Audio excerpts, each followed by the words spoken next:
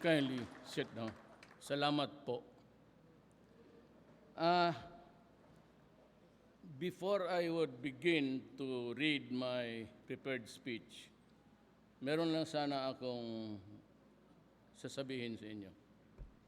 And it comes from the heart, without hypocrisy, without any pride, no nothing. Prangka-prangka lang ako sa inyo kasi presidente ninyo ako at dapat ang tingin ninyo yung tao na ako makapadala. I'm able to run an organization such as the military, the armed forces, and the police. Alam mo, may bagong kaguluhan. Kasama ng ninyo noon si Trillanes. He has been against me since the election. Pati yung anak ko si Pulong. Election pa yon, yung akin 211 million, and as a matter of fact, I gave them a general permission even to kalkalin ninyo hanggang to the last rural bank in the Philippines. Kung makita ninyo, inyo yan. I do not have that money. Now, itong anak ko, pati yung son-in-law ko, asawa ni Inday, yung pumutok yung mighty king, lumapit yung anak ko, asawa niya. Sabi niya, pa, kinuha ang law office namin ni my king para legal defense. Kami yung mga abogado, lawyering is lawyering. Hindi ka mag-ano ng motive nga tumanggap ito for whatever reason. Malaki ibayad, kaibigan, if it's a lawyering. Gaya ng doktor yan, hindi ka makasabi na bakit mo ginamot yung kalaban natin, bakit mo ginamot yung... Ganun yan. So I said, basta wala ka lang hihin sa akin. Ngayon, dumating ang panahon. The offer was 3 billion. Hindi ako pumayag. Now, settlement is 45 billion. Anong pakialam ng abogado niya? Nahiga nila minus-minusan yung because he's practicing in the office of Belio, Secretary Belio ng Labor. Abogado yan, pati yung tatay niya, yung balae ko. Lawyering is lawyering.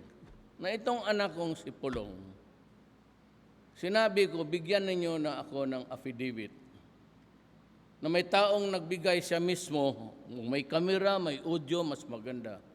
At tinanggap niya at narinig ko ito bayad sa I have assured you. Noon pa, pag-upo ko, kasi importante yan, your trust. Sabi ko, kung itong mga anak ko masabit sa corruption, pinangalanan ko si Pulong, Inday, pati si Sebastian, because I'm only responsible for my sons and daughters. I cannot hold myself responsible doon sa mga apo ko na malalaki na they're no longer under my parental supervision. Naulitin ko, kung may ebidensya, huwag niyong kay Trillanes kasi basura man talaga lahat yan. Ako yung example. Kita mo naman anong ginawa ng Inquirer pati ABS sa akin. Lahat ng basura tinapon nila. At that time, si Pulong, hindi pa presidente, kasali na doon. So, yan lang ang sabihin ko. That is my guarantee. Pagdating ng panahon na nakita ninyo ako, binubula ko kayo, you are free to advise me to step down. Or I myself would step down. Yan ang inassure ko sa mga commanding officers ninyo. Na pag ako wala ng silbi at hindi na kayo maniwala sa aking mga salita, if you no longer find honor in my words, then there is no reason why you have to insist on leading a country. Para sa akin, but I have served the mayorship for 23 years here in Davao. Most of you were here. Nakita naman ninyo ang pagod ko. Ang kontrolado ko ang mga anak ko. Yung mga apo ko, pati yung pamangkin ko. Hanggang dyan lang ako sa anak ko. And even financially and everything, sinasabi ko talaga, hanggang dyan lang ako. Puro tayo mahirap. Ay, hindi tayo mahirap na hindi makakain. But I cannot possibly finance all the education of my grandchildren. Sinabi ko sa mga asawa-in-laws, hanggang dyan lang ako sa mga anak ko. Yan lang ang buhay ko. So, let us be clear.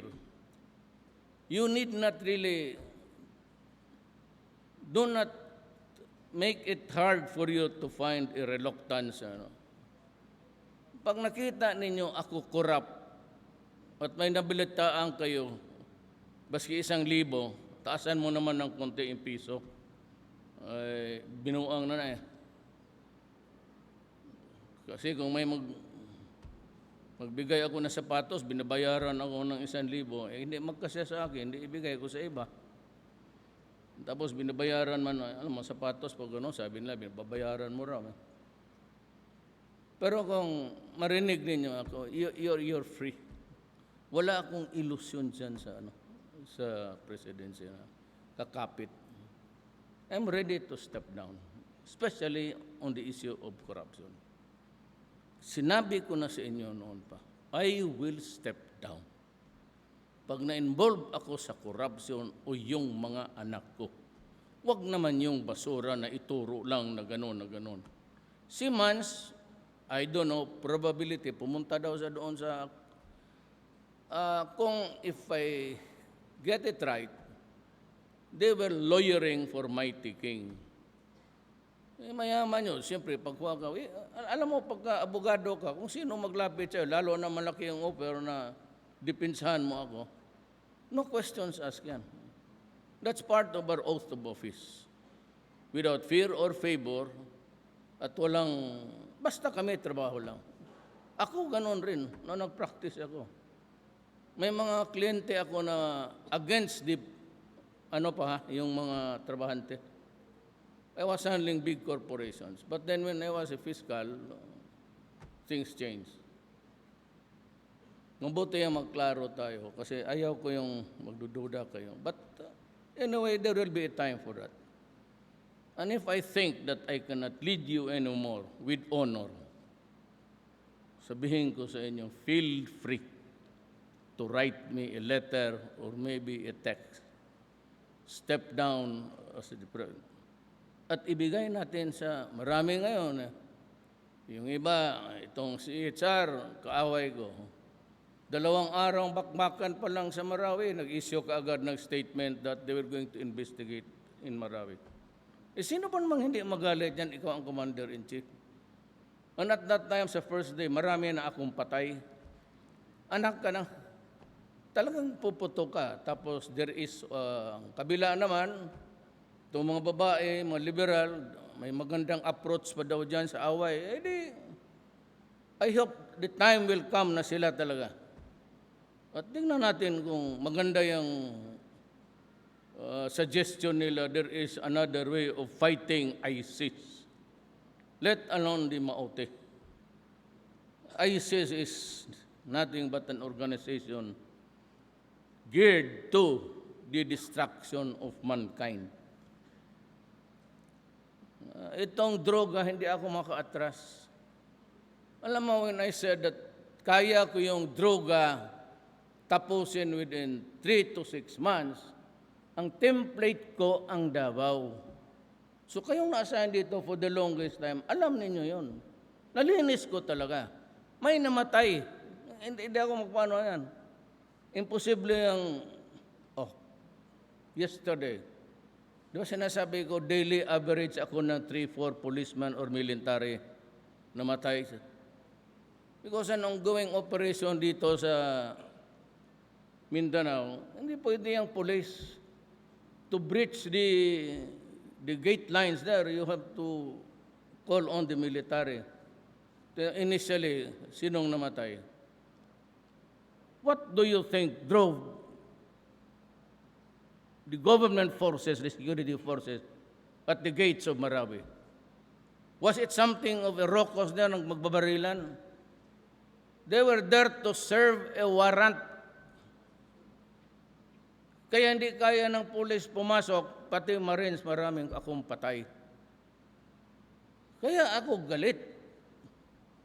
Na ayaw ko talagang magipag-usap until mamatay yung... Ngayon, sabihin ninyo, what took your officers too long to decide? Magkaiba ang ano natin. Ako politiko. Ba't hindi yan pamulitika?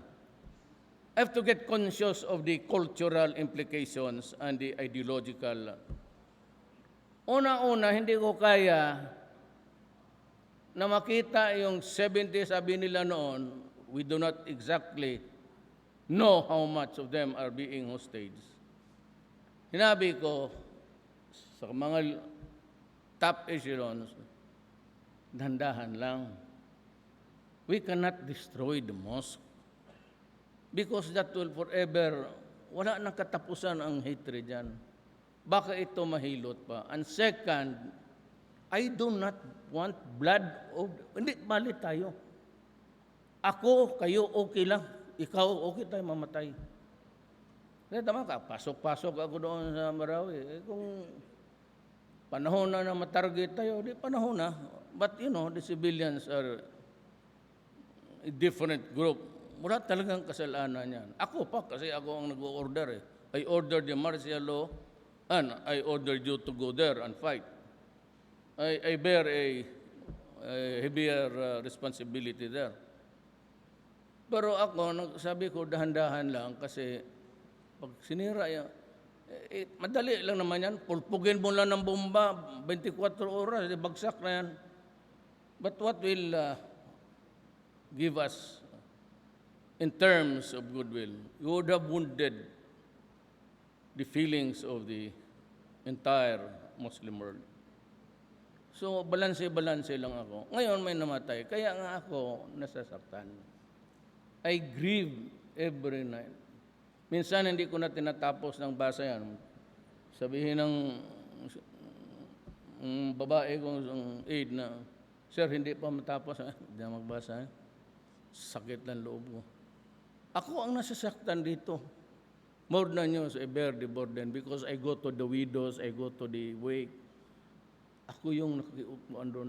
Ako yung sinasalubong ng yaka pati iyak. Ay, ako naman sa pulis, if mali talaga, as in mali, wala akong magawa sa inyo. But for those who perform their duties, di kasi naintindihan talaga hindi naintindihan ng Pilipino. When you're being arrested, ito yung criminal, ito yung pulis.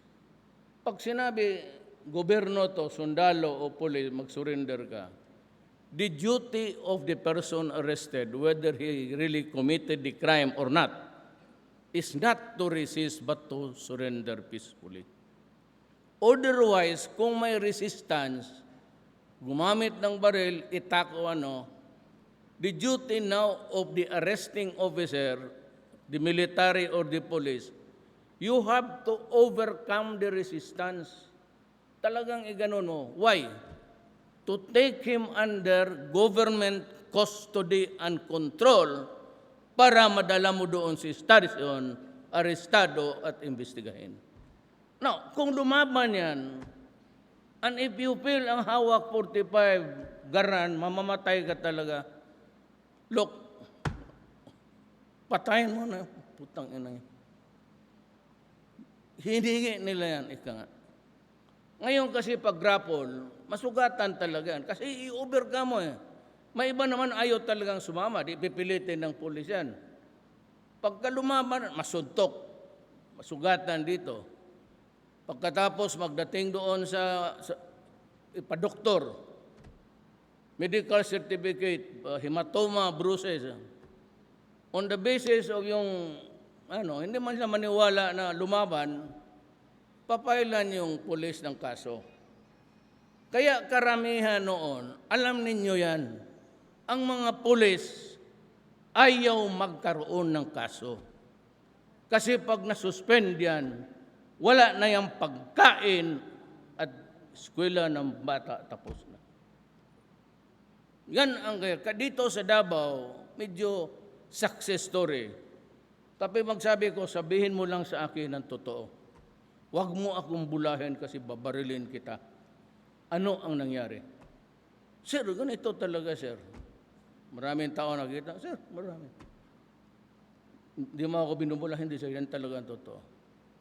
Pagdating ng suspension order, ako na magbayad ng take-home pay niya para walang aberration yung income niya. Admitahin ko yan. Yan, ginagawa ko talaga yan. Sa lahat. Basta sino yung masabit ng ganun? Performance of duty is yung... Pero kung barilin mo nakatalikod, sa Amerika nga yung nakahiga lang yung black doon. At tapos ito mga bleeding hearts, mas marami ang marunong kunwari. They think that they can. These are the people who can never be elected. Unelectable to kasi walang nakaalam kung marunong sila. Eh kung ganon ka, huwag kang pumasok ng gobyerno, madidisgrasya ka pa. Ibibitin mo yung military. There's another way of dealing with the problem. With the ISIS? How? Yeah. How do you deal with the ISIS? Pati bata niluluglo. Ang iba naman because of politika. So may I read now, nandito pa na yung nagsulat ng speech ko, baka batuhin ako dito. Kalimutan. Pinagpaguran to makinig na lang kayo. I congratulate East Mingcom as it celebrates its 11th founding anniversary. May you always be mindful of your role as partners for real change and development in Eastern Mindanao, which is aptly echoed in the theme of your anniversary. The nation and our people are eternally grateful for your efforts, of the efforts of the troops in field or in office, in combating communist insurgency, and in actively supporting the campaign against illegal drugs. Through your valiant efforts, we have neutralized more than 100 NPA members. Your relentless operations also forced more than 300 rebels to surrender, yielded hundreds of firearms and IEDs, as well as found more than 100 enemy encampments. Because of this, we are also able to clear more than 160 NPA-infested barangays and isolated more than 1,000 barangays from NPA affectations. Aside from that, East Mingcom's active participation in government illegal drug operations resulted to the apprehension of thousands of drug personalities and the seizure of millions of worth of shabu and marijuana. Putulin ko muna dito ha. If you do not take care of the drug problem, kayong generation, matanda na ako. Kayo, wala pa kayo. Below 56 pa yan. Andiyan pa kayo serbisyo. Kung wala kayong gawin ito, you will have compromised yung mga anak natin. You will have compromised the Filipino. Mahirapan ang ating mga anak bukas. You know, shabu is entering dito nga. Akala ko may kakampi ako. Yung template ko nga ang Davao Hindi ko alam pagdating ko sa Maynila, yung presidente na ako, and I was furnished with the copies of the intelligence data na sali pa lang mga general, tapos baski sino, libre zona, para hinog, pinapatay niya yung 4 na pulis dyan ang nawala hanggang. Yung isa nakita na doon sa nahukay, DNA testing, was confirmed it's one of the missing policemen. Ang iba mong, kaya itong si Ardot, the remaining, ito yung gago, place him in your arrow sa, increasing the number, the money, the reward money on said by 5 million. Kaya kung wala na kayong magawa of duty, suroy-suroy mo des bukid, tingin ninyo yan, that's 5 million. 5 million, totoo. I do not care if he is really a complicit of Ardot. Kung kasama niya, dadalhin niya yung ulo, absuelto ko na siya. Kasi yun ang medyo marama rin. Tapos yung isang opisyal, and I was downhearted really to, na ayaw nilang umalis si Espinido, dahil baka balikan daw sila ni Ardot. Ko, anak lang, waiting ka. Anong klaseng pang pulis to? Yan yung pulis niya, yung police department niya. Katarantado na itong mga unggoy na ito. Talawan. Ito nakakaasar. Maya-maya, ilagay ko yung isang batalyon dyan sa Osames. Ito yung hindi ko maintindihan ng bakit tayo matakot sa mga inutil na to. Do you know what's their bargain, pantakot sa atin? Na patayin nila tayo. Alam mo, kayo, pati ako, nung pumasok ako pagka-mayor, politiko, at nagpresidente, alam ko papatayin talaga ako nila. And may I say to them, I welcome it. Kaya punta ko sa Marawi, ano sinasabi ko sa inyo? I came here to die. Kaya pantakot nila na mamatay sila. O di sabay tayo mamatay. O yun lang pala ang problema eh. Yan lang ang lamang mo. Takutin mo ako mamatay. Oy, kaligaya ko na lang magsabay tayo sa impyerno. Kaya mga ganun na pantakot-takot na martir.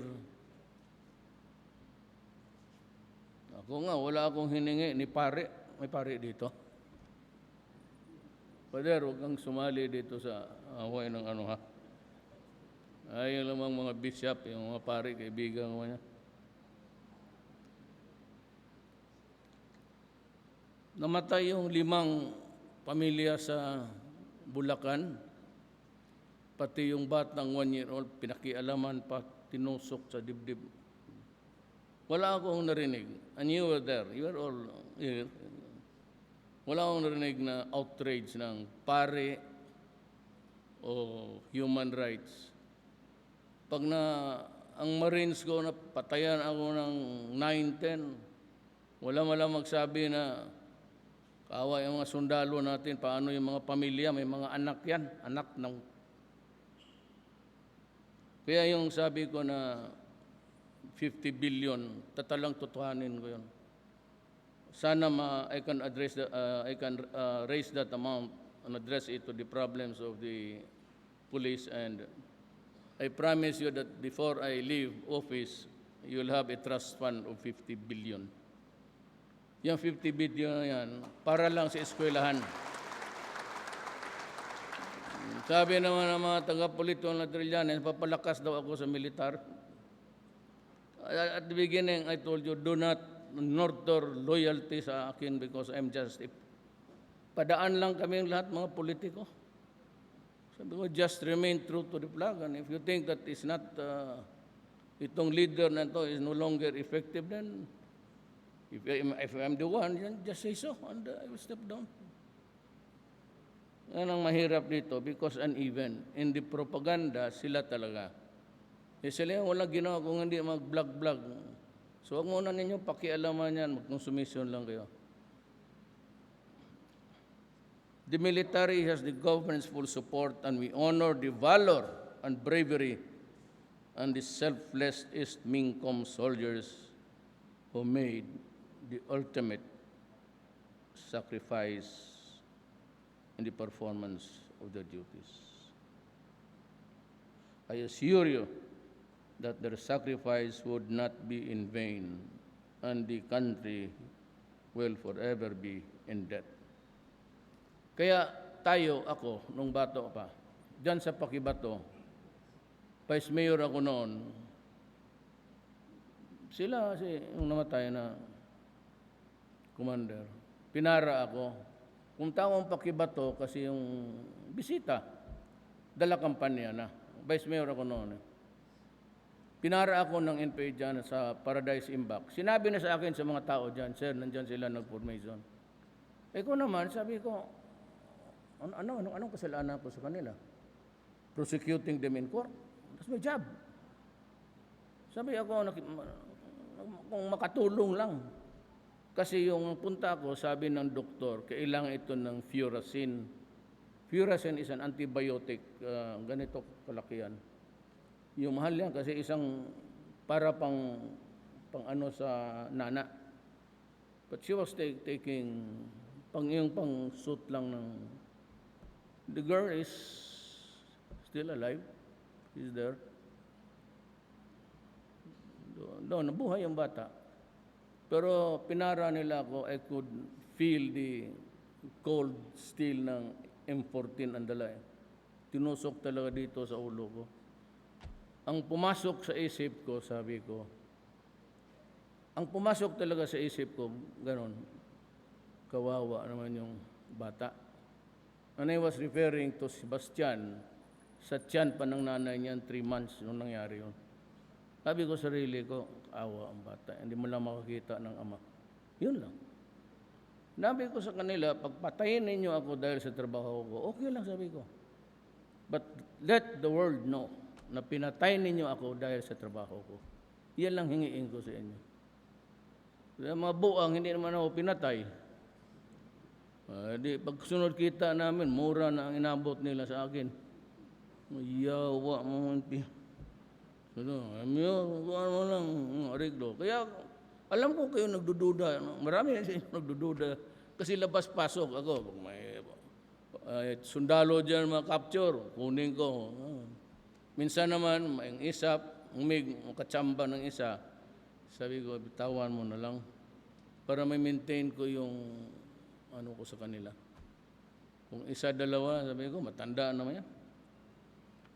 Ano na lang yun. Pero alam ko, every time magdaan ako doon sa mga checkpoint, ang mga sundalo hindi tumatawa sa akin. Ang pulis lang. Sabi mga sundalo, putang ina ito si Duterte, siguro, ano ito, yeah. I enjoin our troops to continue being faithful to their sworn oath to protect and defend our sovereignty and our people, especially as martial law remains in effect in Mindanao amidst the persisting threats of terrorism and insurgency. I was thinking that we could, leave it earlier, but the way it looks, parang may spillover na sa army, sa Buldon. Let us see. If it is to the interest of the country that I will leave it, I will leave it. But if not, then we'll just have to continue with the martial law. And mind you, hindi ako nakikialam. When I said that I leave it to the military and the police to solve the problem, doon na yun, hindi na ako nakialam. Except yung advice ko doon sa pulpugin yung mga mosque, sabi ko, wag, hard to answer. Hard to answer yan. It would take a long, long time for us to justify it, or never at all. Together with your command, to encourage political leaders and stakeholders to work closely with ISMINCOM towards making Mindanao and its people safe and secure. May you never falter or cower in your resolve to let our communities enjoy the peaceful and prosperous life they truly deserve. Mabuhay kayong lahat, mga sundalo.